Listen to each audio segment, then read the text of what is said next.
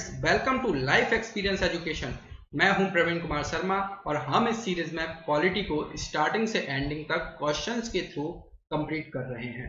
और जो लोग पॉलिटी को अभी तक नहीं पढ़े हैं वो भी क्वेश्चन सीरीज के माध्यम से पॉलिटी को इजीली कंप्लीट कर सकते हैं, क्योंकि इसमें हम सारे इंपॉर्टेंट फैक्ट्स को डिस्कस करते हुए क्वेश्चंस को सॉल्व कर रहे हैं। और आप सभी साथ में क्वेश्चन सॉल्व करते चलें और लेक्चर के बाद कमेंट सेक्शन में जरूर बताएं कि आपने कितने क्वेश्चन सही किए हैं। ये है पॉलिटी का लेक्चर 5 और स्टार्ट करते हैं लेक्चर को क्वेश्चन नंबर फर्स्ट के साथ। How many languages have recognised by the constitution, यानी कि संविधान में कितनी भाषाओं को मान्यता दी गई है। तो टोटल जो मान्यता दी गई है 22 भाषाओं को मिली है। तो ये जो इमेज में दिख रही हैं ये हैं 22 भाषाएं, जिनमें कौन कौन सी हैं? आसामीज, बंगाली, गुजराती, हिंदी, कन्नड़, कश्मीरी, कोंकणी, मलयालम, मणिपुरी, मराठी, नेपाली, उड़िया, पंजाबी, संस्कृत, सिंध, तमिल, तेलुगु, उर्दू, बोडो, सांथाली, मैथिली और डोगरी। तो ये 22 भाषाओं को मंजूरी दी गई है। साथ ही में आर्टिकल 343 क्या कहता है? Indian constitution state that official language of the union is Hindi in Devanagari script, यानी कि भारतीय संविधान के अनुच्छेद 343 में कहा गया है कि अंग्रेजी का विस्तार करने के बजाय संघ की राजभाषा हिंदी होगी और वो भी देवनागरी लिपि में होगी। पर एक बाद में क्या होता है, कॉन्स्टिट्यूशनल अमेंडमेंट आता है, उसमें कहा जाता है द ऑफिशियल लैंग्वेज एक्ट 1963 आता है और उसमें कहा जाता है कि भारत सरकार में हिंदी के साथ साथ अंग्रेजी को जारी रखने की अनुमति दी गई है, जब तक कि विधान इसे परिवर्तित करने का निश्चय ना करे। तो इस तरह से ये जो आर्टिकल 343 है इसके जरिए अंग्रेजी को भी बढ़ावा मिला गया है और उसको कहा गया राजभाषा अधिनियम 1963, यानी कि संवैधानिक जो संशोधन हुआ था उसको बोला गया द ऑफिशियल लैंग्वेज एक्ट 1963। तो सी इस क्वेश्चन का हो जाएगा राइट आंसर। नेक्स्ट क्वेश्चन की तरफ बढ़ते हैं। As we all know, child labor is totally banned in India according to Article 24. As per the child means a person who has not completed, यानी कि जैसा कि हम सभी जानते हैं कि भारत में बाल श्रम पूरी तरह से प्रतिबंधित है। अनुच्छेद 24 के अनुसार बालक का अर्थ है एक व्यक्ति जो पूरा नहीं हुआ है। बालकों के नियोजन को प्रतिरोध किया गया है, यानी कि उनको रोका गया है। 14 वर्ष से कम आयु वाले किसी बच्चे को कारखानों, मिल्स या अन्य किसी जोखिम भरे काम पर नियुक्त नहीं किया जा सकता। यानी कि रोकथाम कहाँ की गई है? जो employment of children below 14 years age of in factories, mines etc, इसको चाइल्ड लेबर कहा जाएगा। तो ये इसका राइट आंसर क्या हो जाएगा? वो अपनी 14 साल को पूरा नहीं किया हो उसको बोला जाएगा चाइल्ड लेबर, यानी कि ए इसका हो जाएगा राइट आंसर। और इसको देखेगा कौन, इसकी निगरानी कौन करेगा?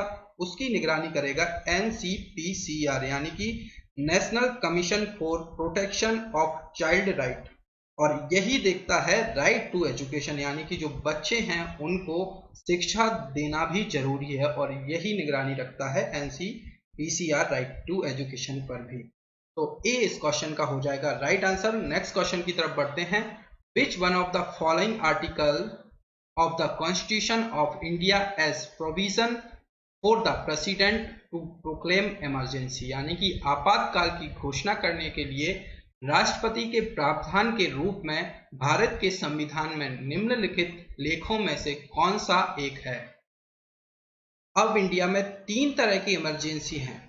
प्रोक्लेम इमरजेंसी, जिसको कहा जाता है नेशनल इमरजेंसी, या फिर राष्ट्रीय आपात, जो कि आर्टिकल 352 में है। राष्ट्रपति शासन, यानी कि प्रेसिडेंट रूल, जो कि आर्टिकल 356 में है, जिसको कि स्टेट इमरजेंसी भी कहा जाता है। और साथ ही में फाइनेंशियल इमरजेंसी, यानी कि वित्तीय आपात, ये है आर्टिकल 360 में। तो ये जो 352, 356 और 360 4 का गैप है। पहले आता है प्रोक्लेम इमरजेंसी, जो कि आर्टिकल 352 है, जिसको कि नेशनल इमरजेंसी भी बोला जाता है।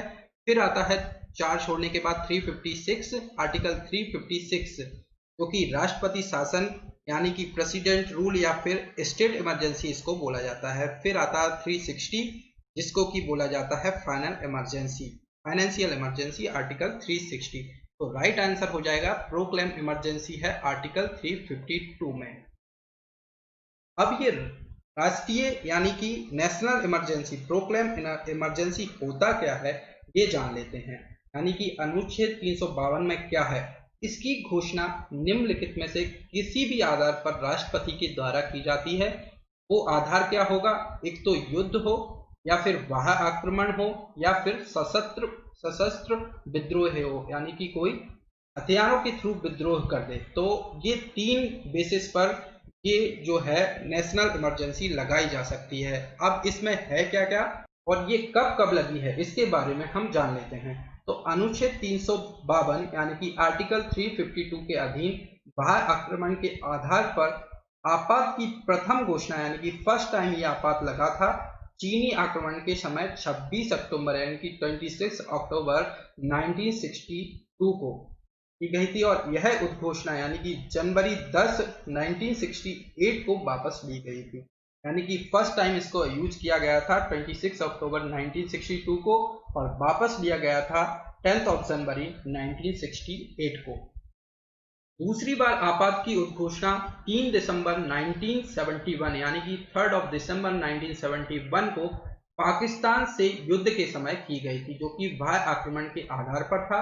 और तीसरी बार राष्ट्रपति आपात की घोषणा 26 जून 1975 यानी कि 26 जून 1975 को आंतरिक गड़बड़ी की आशंका के आधार पर जारी की गई थी, जो कि इंदिरा गांधी जी के टाइम पर हुआ था। और फिर दूसरी तथा तीसरी उद्घोषणा को मार्च 1977 ईस्वी में वापस लिया गया था, यानी कि 1977 में इसको वापस लिया गया था। तो ये था आर्टिकल 352 जो कि प्रोक्लेम इमरजेंसी यानी कि नेशनल इमरजेंसी था।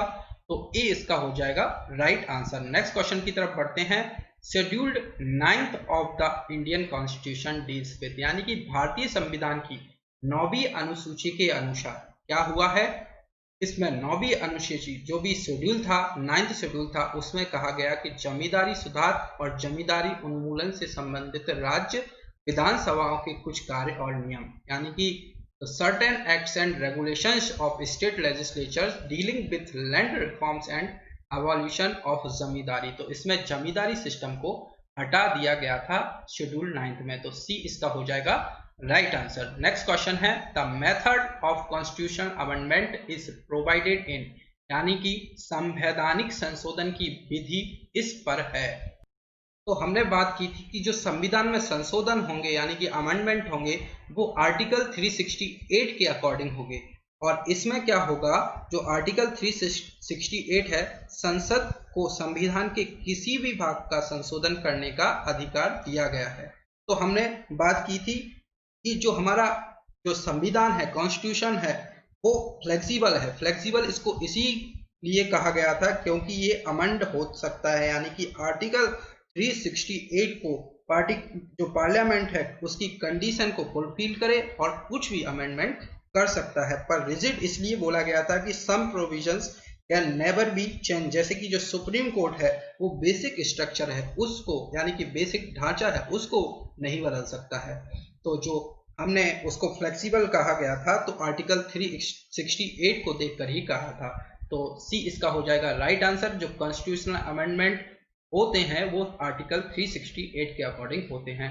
नेक्स्ट क्वेश्चन है part 3 of the constitution of India relates to यानी कि भारत के संविधान का भाग 3 किससे संबंधित है। अब जो हमारा फंडामेंटल राइट है यानी कि मौलिक अधिकार है ये है आर्टिकल 12 से 35 तक। तो जो पार्ट 3 है इसमें कि आते हैं मौलिक अधिकार वो है आर्टिकल 12 से 35 तक। इसमें बिल ऑफ राइट्स और ये लिया किससे गया है, यूएसए से लिया गया है। और इसमें कहा गया है are those basic rights which are considered essential for the overall development of an individual यानी कि सबके विकास के लिए इसको यूज किया जा रहा है। और जस्टिफिकेबल राइट है यानी कि आप इस पर वो ले सकते हैं, जस्टिस ले सकते हैं, और इनको सस्पेंड और रिस्ट्रिक्ट भी किया जा सकता है। कब? जब कोई इमरजेंसी आई हो। तो ये है हमारे मौलिक अधिकार जो कि पार्ट 3 में है और आर्टिकल 12 से 35 तक है। तो ए इसका हो जाएगा राइट आंसर। नेक्स्ट क्वेश्चन की तरफ बढ़ते हैं। Article 340 of the constitution of India provides for the appointment of a commission to investigate the conditions for the improvement of, यानी कि भारत के संविधान के अनुच्छेद 340 में सुधार के लिए शर्तों की जांच के लिए एक आयोग की नियुक्ति का प्रावधान है। तो वो प्रावधान क्या है? सामाजिक और शैक्षणिक रूप से पिछड़े वर्ग, यानी कि socially and educationally backward classes. तो इसका राइट आंसर हो जाएगा ए। नेक्स्ट क्वेश्चन की तरफ बढ़ते हैं। The articles of the constitution of India which deals with directive principles of state policies are, यानी कि भारत के संविधान के अनुच्छेद जो राज्य नीति के निर्देशक सिद्धांतों से संबंधित हैं। अब ये जो directive principles of state policies हैं, यानी कि नीति निर्देशक सिद्धांत जो हैं, वो आर्टिकल 36 से 51 तक हैं और ये पार्ट 4 में आते हैं। तो ये हमें याद रखना है, पार्ट 4 में आते हैं और 36 to 51 है, यानी कि सी इसका हो जाएगा राइट आंसर। अब इससे रिलेटेड इंपॉर्टेंट फैक्ट्स क्या है? ये आयरलैंड से लिया गया है जो कि हमने बात की थी, और गवर्नमेंट ऑफ इंडिया एक्ट 1935 के अकॉर्डिंग इंस्ट्रूमेंट ऑफ इंस्ट्रक्शंस के थ्रू है ये। अब सजेशंस फॉर पॉलिसी मेकर, यानी कि जो पॉलिसी मेकर होंगे, यानी कि जो नीति बनाएंगे, उनके लिए ये जो पार्ट 4 है उससे ये सजेशन ले सकते हैं।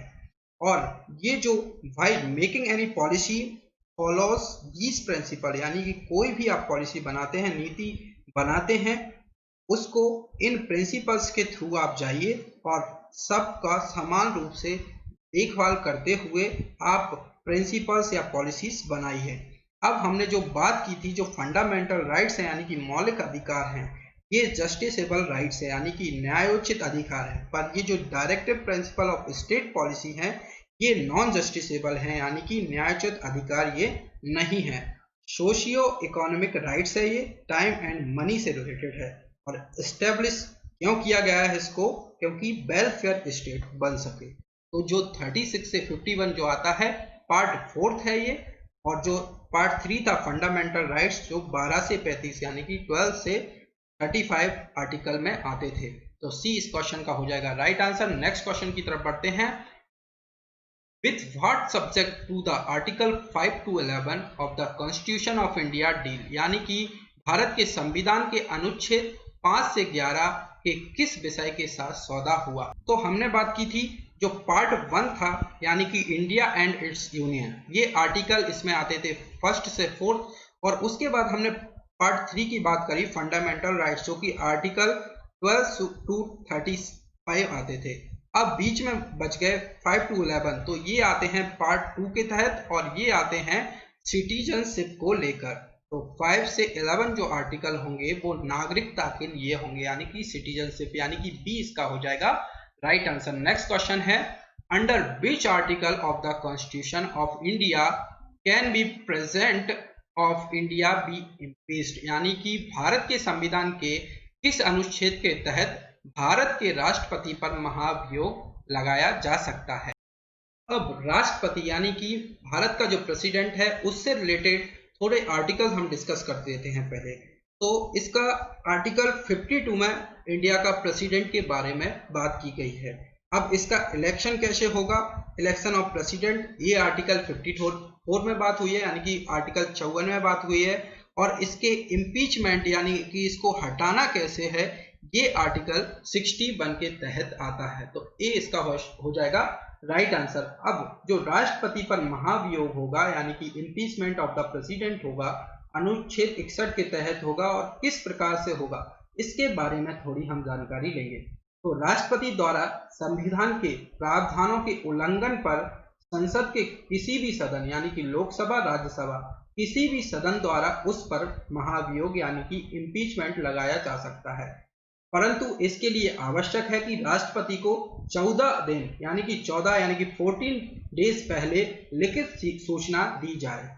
जिस पर उस सदन के एक चौथाई सदस्य यानी कि 1/4 जो मेंबर्स होंगे उनके साइन होना चाहिए। संसद के उस सदन जिसमें महाभियोग का प्रस्ताव पेश किया गया है उसके 2/3 यानी कि 2/3 सदस्यों का पारित कर देने पर प्रस्ताव दूसरे सदन में जाएगा, यानी कि उसको नेक्स्ट, यानी कि यदि लोकसभा से पारित हुआ है तो राज्यसभा में जाने के लिए उसको 2/3 मेजोरिटी से पास होना चाहिए, तब वो नेक्स्ट सदन में जाएगा, यानी कि जो भी सभा होगा उसमें जाएगा। तब दूसरा सदन राष्ट्रपति पर लगाए गए आरोपों की जांच करेगा और या फिर किसी से कराएगा उस आरोप की जांच, और ऐसी जांच में राष्ट्रपति के ऊपर लगाए गए आरोपों को सिद्ध करने वाला प्रस्ताव 2/3 बहुमत से भी पारित होना चाहिए, यानी कि दोनों सदनों में ये 2/3 से पारित होना चाहिए। तब जाके राष्ट्रपति पर महाभियोग की प्रक्रिया पूरी समझी जाएगी और उसी तिथि से राष्ट्रपति को पद त्याग करना पड़ेगा। अब किस स्थिति से, मतलब कि जब महाभियोग दोनों सदनों में 2/3 के से पास हो जाएगा, यानी कि लोकसभा और राज्यसभा में दोनों पर 2/3 से वो पारित हो जाएगा, तब महाभियोग माना जाएगा। अब ये मान लो महाभियोग हो जाता है तो उसकी जो रिक्ति होगी उसको कब भरना है, तो राष्ट्रपति की रिक्ति को 6 महीने की यानी कि 6 मंथ के अंदर भरा होना चाहिए। तो ये है आर्टिकल 61। तो इसमें हमने इस पार्ट में हमने आर्टिकल्स के बारे में जाना है, जिसकी पार्ट के बारे में हम डिस्कस किए कि किस पार्ट में आर्टिकल कौन से लेकर कौन से आर्टिकल आते हैं और उनके बारे में हमने थोड़ा जाना है। अब पर्टिकुलर आर्टिकल्स के बारे में हम नेक्स्ट लेक्चर में डिस्कस करेंगे। तो ये था लास्ट क्वेश्चन। लेक्चर को लाइक कीजिए, शेयर कीजिए और लाइफ एक्सपीरियंस एजुकेशन के साथ बने रहने के लिए चैनल को सब्सक्राइब कीजिए। Thank you for listening.